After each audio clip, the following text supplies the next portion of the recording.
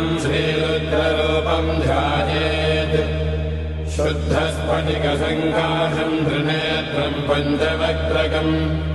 गङ्गाधरम् दशभुजम् सर्वाभरणभूषितम् नीलग्रीवम् शशाङ्काङ्कम् नागयज्ञोपवेदिनम् व्याघ्रधर्मोत्तरीयम् च वरेण्यमभयप्रदम्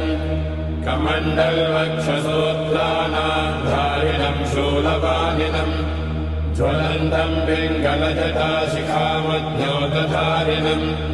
वृषस्कन्धसमारूढम् उमादेहार्थधारिणम् अमृतेनात्मदम् शान्तम् दिव्यभोगसमन्वितम् दिग्देवतासमायुक्तम् सुरासुरनमस्कृतम् नित्यम् च शाश्वतम् शुद्धम् ध्रुवमक्षरमव्ययम् सर्वव्यापिनमीशानम्